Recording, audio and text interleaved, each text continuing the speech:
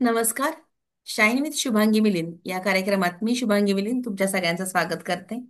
सध्या आपण नवरात्री स्पेशल साजरा करत आहोत आणि या सत्रांतर्गत आपण वेगवेगळ्या क्षेत्रात कार्यरत असणाऱ्या स्त्रियांना भेटत आहोत. आणि आजची आपली खास गेस्ट आहे प्रतिभा चव्हाण. प्रतिभा माझी बालपणीची मैत्रीण आहे. वाईमधून तिनं शिक्षण घेतलं आणि आता ती सध्या पुण्यातील ट्रिनिटी कॉलेजमध्ये डीन म्हणून कार्यरत आहे. तिच्या या यशाची आणि तिच्या प्रवासाची जी काही कथा आहे आपण तिच्या शब्दात ऐकूया. प्रतिभा, आमच्या या कार्यक्रमात तुझं स्वागत. थँक्यू. येस. प्रतिभा, सुरुवात आपण तुझ्याकडूनच करूया.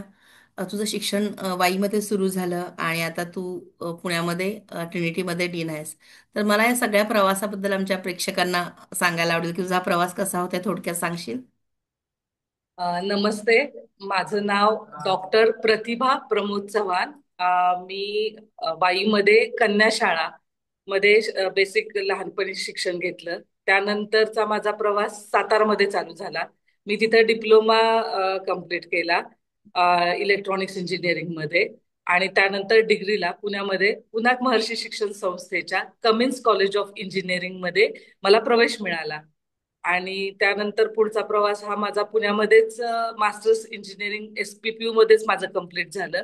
आणि पीएचडी मी चेन्नईमध्ये सत्यभामा युनिव्हर्सिटीमध्ये कम्प्लीट केलं. असा माझा प्रवास वाईसारख्या एका छोट्याशा शहरापासून सुरू झाला. पुण्यामध्ये बराच काळ मी शिक्षण घेतलं आणि त्यानंतर मी दुसऱ्या स्टेटमध्ये म्हणजे तमिळनाडूमध्ये जाऊन माझं पीएचडीचं शिक्षण पूर्ण केलं. आणि या सगळ्या प्रवासामध्ये माझ्या आई वडिलांचा, माझ्या पतीचा खूप मोठा सहभाग आहे. क्या बात आहे. प्रतिभा, थोडंसं टेक्निकलमध्ये मी कमी झाली जरी मी इंजिनिअरिंग केलं असेल तरी. पण तुझ्या पीएचडीचा विषय आणि तुझे जे टेक्निकल टॉपिक्स आहेत त्यांच्याविषयी आम्हाला नक्की ऐकायला आवडेल. आणि फक्त मी पुढे जाण्यापूर्वी मी एक गोष्ट सांगते. आज जरी तुम्ही सगळे प्रतिभा चव्हाण म्हणून ओळखत असला तरी माझ्यासाठी ती भोईटे माझी लहानपणीची मैत्रीणच आहे. अगदी खरंय शुभांगी. मी तसं सातारकरांसाठी आजही प्रतिभा धनंजय भोईटे या नावानेच ओळखली जाते. ती येस. आयडेंटिटी मला फार प्रिय आहे. तर माझं इंजिनिअरिंग जे बॅकग्राऊंड आहे ते इलेक्ट्रॉनिक्स अँड टेलिकम्युनिकेशन, जे आता सेमीकंडक्टर इंडस्ट्रीज ज्या आता मोठं गव्हर्नमेंटनी ज्यामध्ये इन्व्हेस्टमेंट्स करायला स्टार्ट केलं आहे. गेल्या एक वर्षापासून सगळे जण ऐकतात की सेमीकंडक्टर इंडस्ट्रीज किंवा मेक इन इंडिया, हे सगळे जे मोठे मोठे प्रोजेक्ट गव्हर्नमेंट लॉन्च करते, त्या पर्टिक्युलर प्रोजेक्टसाठी ज्या लोकांची गरज पडते ते इंजिनियर्स बनवण्याचं एक चांगलं सामाजिक कार्य या मी शिक्षण क्षेत्रात असल्यामुळं आमच्या हातून घडत असतं. आणि माझं पीएचडीचा जो टॉपिक होता तर तो होता हायब्रिड ऑप्टिमायझेशन टेक्निक्स आहेत इमेज कॉम्प्रेशनसाठी. तर त्यासाठी एक कोडबुक डिझाईन करावं लागतं आणि ते कोडबुक डिझाईन करण्याचं काम मी पीएचडी मध्ये केलं. अरे वा. पण पीएचडी करणं त्याच्याबरोबर आपलं सगळं, तर याच्यामध्ये काही आव्हानं आली का?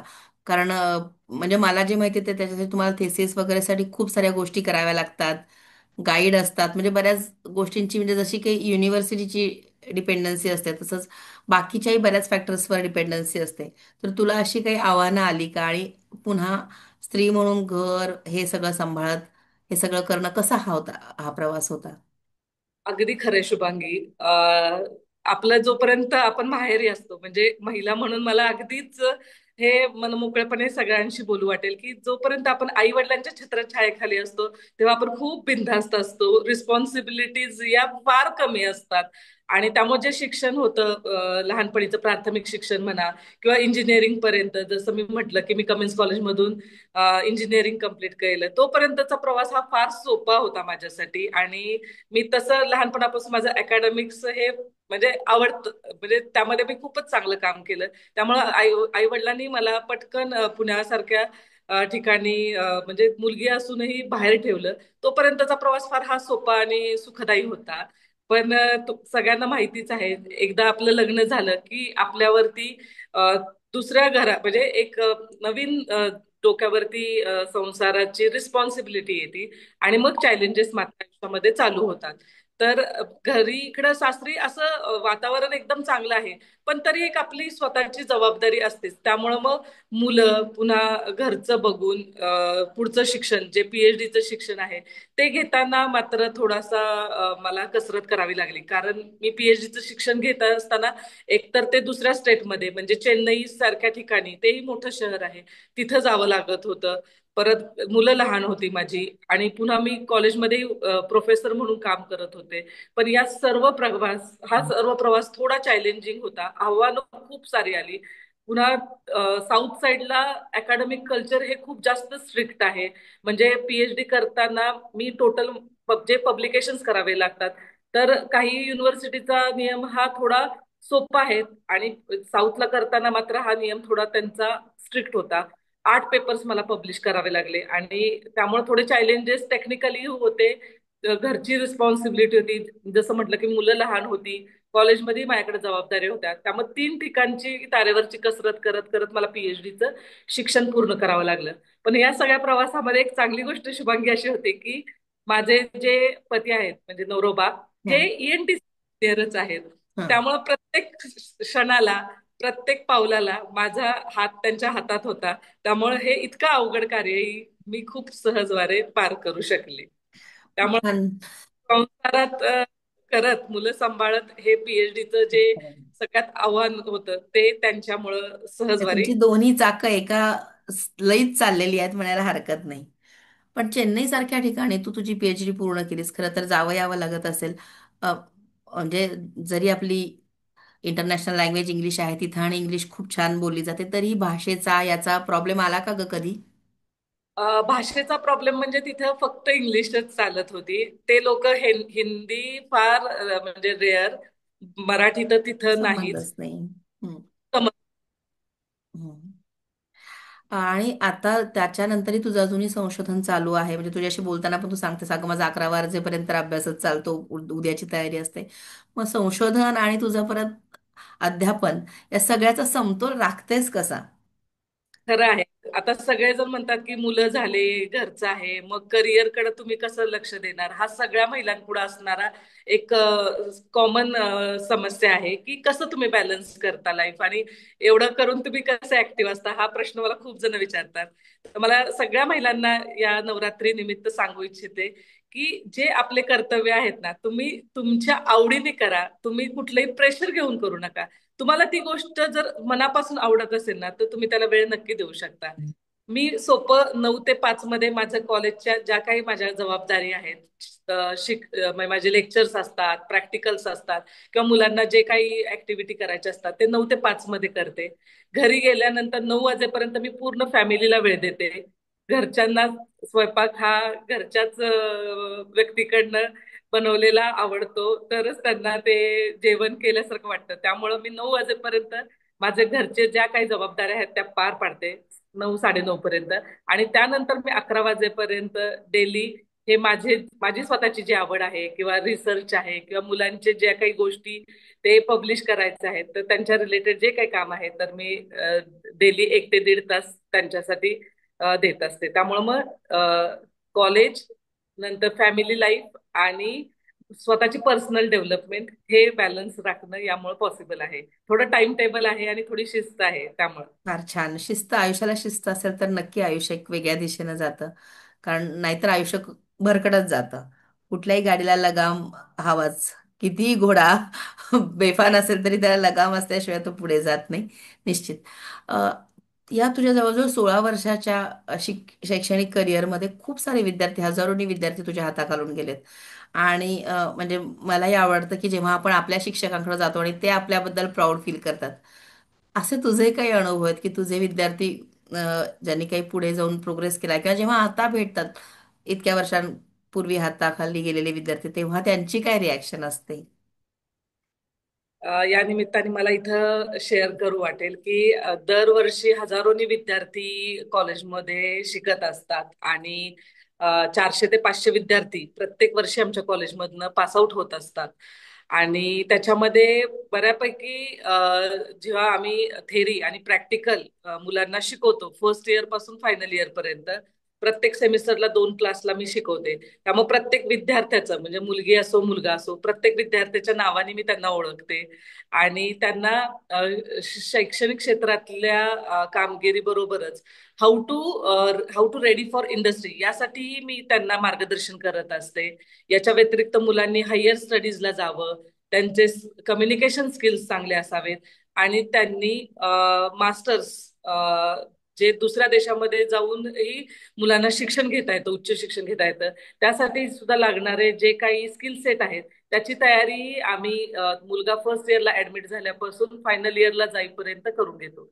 तर मला इथं सांगू इच्छिते की खूप सारे विद्यार्थी माझ्या अंडर त्यांनी इंजिनिअरिंग कम्प्लीट केले. पण इथं साक्षी काळे म्हणून एक स्टुडंट होती माझी. तिने माझ्या अंडर इंजिनिअरिंग कम्प्लीट केलं आणि त्याच्यानंतर तिने मास्टर्स अमेरिकेमध्ये केलं. आणि आता ती खूप चांगल्या कंपनीमध्ये मॅनेजरच्या रोलवर आहे. फक्त मुलीच नाही तर मुलंही खूप चांगल्या क्षेत्रामध्ये काम करतात. जाधव नावाचा पण एक स्टुडंट आणि त्यांनी इंजिनिअरिंग ट्रिनिटी कॉलेजमधून केलं आणि केडन्स कंपनीमध्ये आता खूप हाय पॅकेजवरती आहेत. म्हणजे आम्हाला हे फार प्राऊड फील होतं की आपलेच मुलांचे पॅकेजेस खूप हाय आहेत आणि ते चांगले काम करत आहेत. हे कधी पॉसिबल असतं की जेव्हा विद्यार्थ्यांमधला गुण ओळखून टीचर त्याच्यामध्ये अजून थोडे स्किल सेट ऍड करतो आणि तो मुलगा चमकतो, तेव्हा फार आनंद आणि फार मनाला समाधान वाटतं. हा.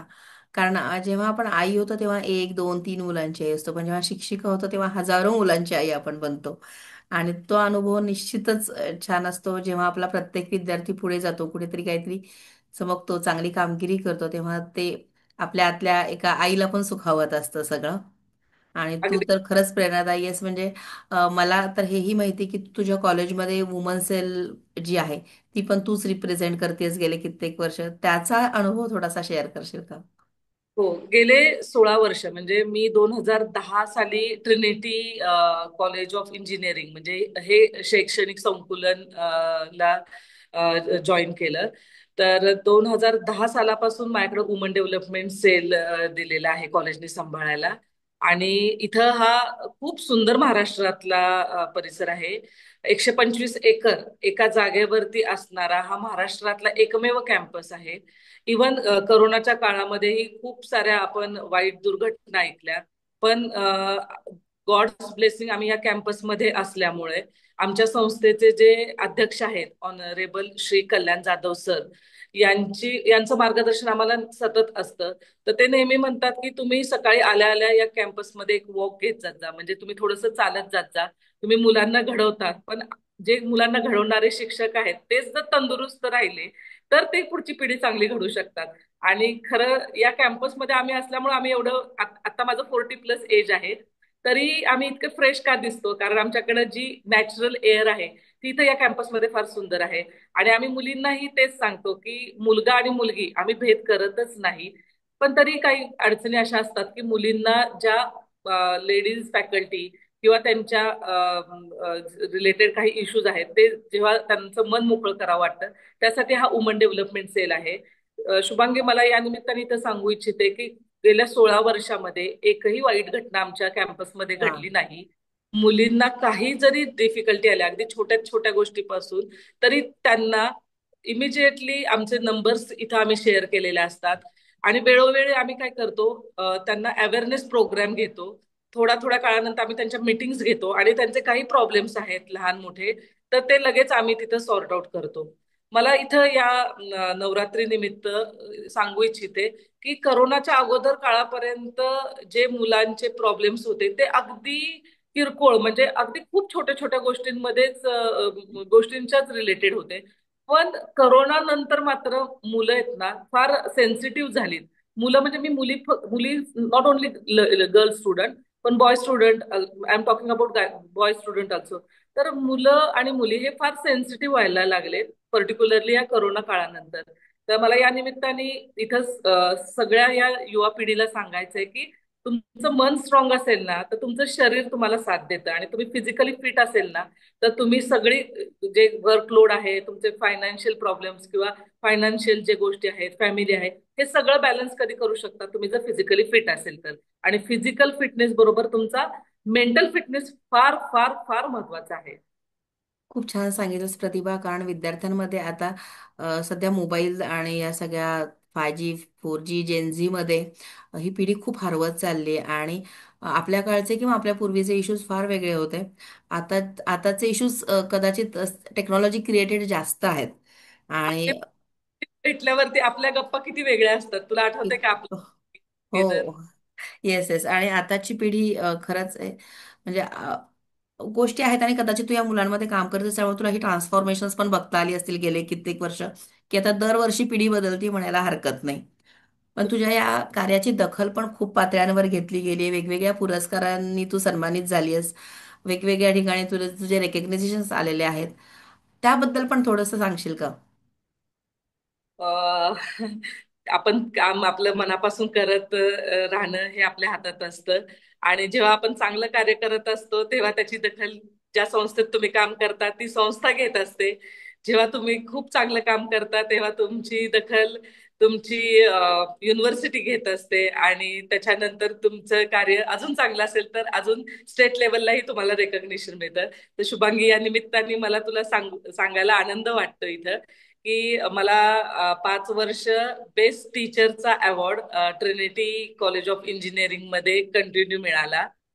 त्यानंतर युनिव्हर्सिटीमध्येही मी बऱ्याच कमिटींवरती पेपर सेटिंग असून देत किंवा सिलेबस सेटिंग असून देत त्याचा प्रोग्राम कोऑर्डिनेटर म्हणून काम केलं. तिथेही मला खूप सारं रेकग्निशन मिळालं. वा. काही सब्जेक्ट ते असतात की ज्याला पूर्ण युनिव्हर्सिटीला तुम्ही रिप्रेझेंट करता.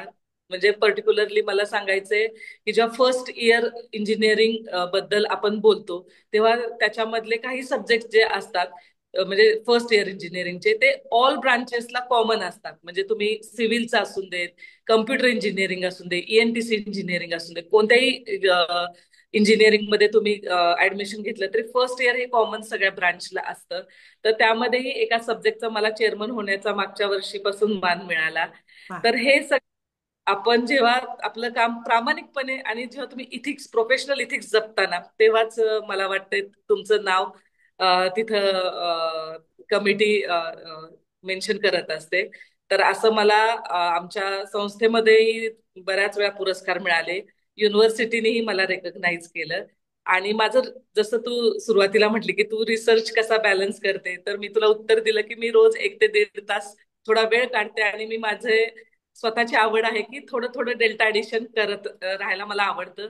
आणि फक्त मलाच नाही तर माझे जे विद्यार्थी आहेत त्यांच्याकडूनही मला करून घ्यायला आवडतं. आणि त्यांच्याकडून स्ट्रिक्टली न करून घेता मी प्रेमाने थोड्या थोड्या स्टेप्सनी करून घेत असते.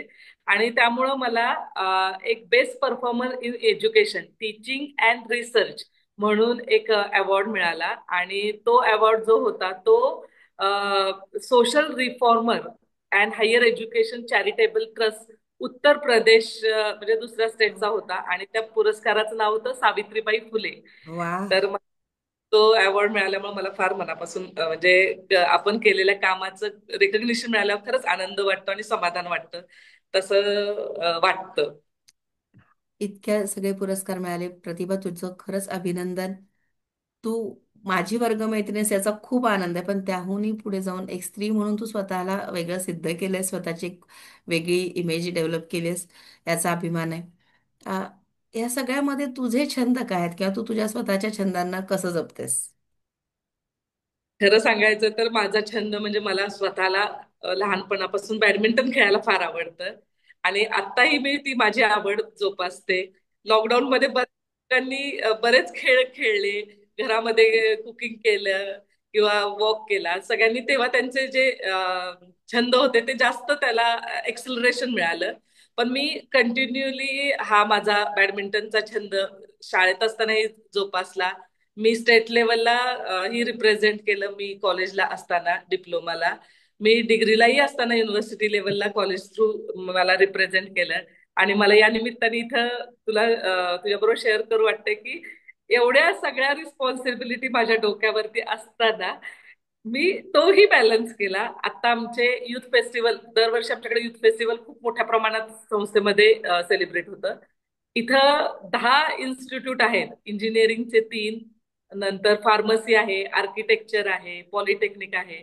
ज्युनियर कॉलेज आहे. तर या सगळ्या कॉलेजचे फॅकल्टी त्यात पार्टिसिपेट करतात. नॉट ओन्ली स्टुडंट्स, म्हणजे स्टुडंटसाठी एक मैदान म्हणून ऍक्टिव्हिटी युथ फेस्टिवलमध्ये असते. कल्चरल, टेक्निकल आणि स्पोर्ट्स असे तिन्ही आम्ही मुलांचे आणि फॅकल्टीचे परफॉर्मन्स यामध्ये घेतो. तर त्यातही मी फर्स्ट नंबरला बॅडमिंटन मध्ये अवॉर्ड मिळवला. त्यामुळे तुमची आवड असली की तुम्हाला सवड मिळते असं मला या निमित्त सांगू वाटतं. वा, म्हणजे प्रत्येक पातळीवर हिट आणि फिट राहण्याचा तुझा प्रयत्न आहे. अप्रतिभा, हे तर तू सांगितलं, पण अजून एक छंद आहे. म्हणजे माझ्याकडे तुझी एक खूप छान आठवण ठेवली आहे. नेमकं आता मी दुसऱ्या घरात असल्यामुळे माझ्याकडे नाहीये. पण आपल्या गेट टुगेदरला तू खूप छान हातानं करून ग्रीटिंग्स दिली होतीस.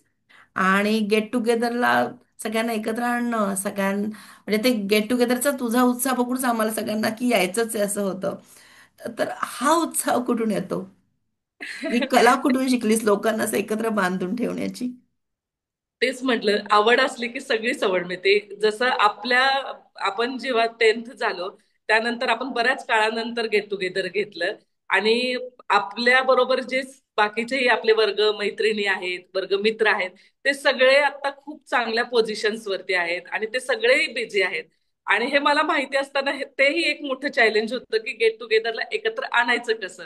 म्हणून मी स्वतः शनिवार रविवार बसून हाताने ग्रीटिंग्स तयार केले प्रत्येक व्यक्तीच्या नावाने आणि ते पर्सनली त्यांना आधी पाठवलं की बाबा तुम्हाला यायचंय आणि मग तुम्हाला हे गेट टुगेदर मध्ये मिळणार आहे आणि काही गेम्स तुमच्यासाठी डिझाईन केलेत, काही आठवणी तुम्हाला त्यानिमित्त तिथे शेअर करायच्या आहेत.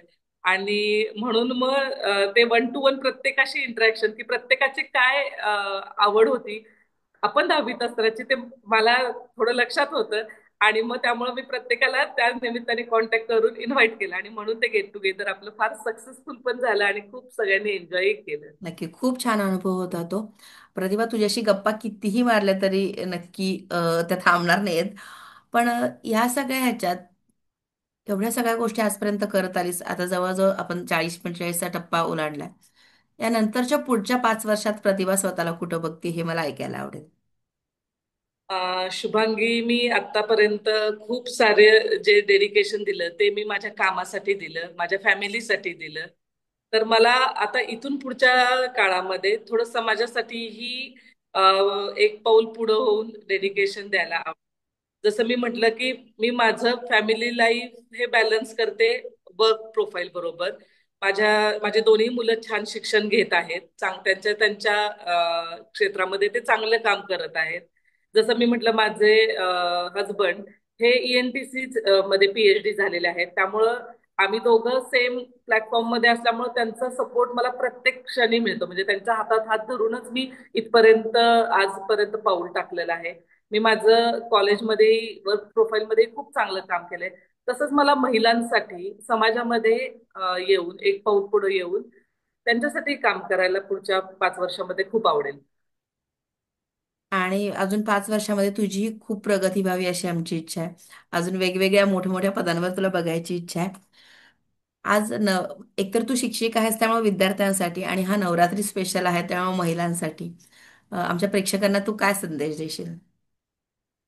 नवरात्री निमित्त मला महिलांना हे सांगायला आवडेल की प्रत्येकामध्ये एक छान छंद असतो. काहीही झालं तरी तुम्ही तुमचा छंद जोपासा. जसं मी आहे तसंच तुम्ही आहे, तसंच सर्व महिला आहेत. तर आपल्या छोट्या छोट्या गोष्टी आहेत त्या पहिल्या आपल्याला सांभाळता आल्या पाहिजेत. आणि जे काम तुमचं आहे, कुठलंच काम छोटं किंवा मोठं नसतं. काम तुम्हाला आहे तेच तुम्ही त्याच्यात इथिक्स सांभाळा, तेच प्रामाणिकपणे करा आणि ते तुम्ही इतकं मन लावून करा, तेच तुम्हाला एक दिवस खूप मोठ्या पोझिशन वरती नक्कीच घेऊन जाईल. थँक्यू प्रतिभा, तू खूप छान संदेश दिलायस आणि मला खात्री आहे की अ, या संदेश तुझा घेऊन लोक नक्कीच आपल्या आयुष्यात प्रगती करतील. तुझे विद्यार्थी खूप ठिकाणी आम्हाला दिसतील वेगवेगळे. आज हजारोंची संख्या आहे, उद्या लाखांमध्ये दिसतील. आणि तुझ्या पुढच्या वाटचालीसाठी आमच्या सर्वांतर्फे शुभेच्छा. मंडळी, आजचा एपिसोड आपण इथेच थांबतोय. पुढच्या भागात भेटूया एका नवीन प्रेरणेसह. तोपर्यंत नमस्कार. थँक धन्यवाद प्रतिभा. थँक्यू शुभांगी.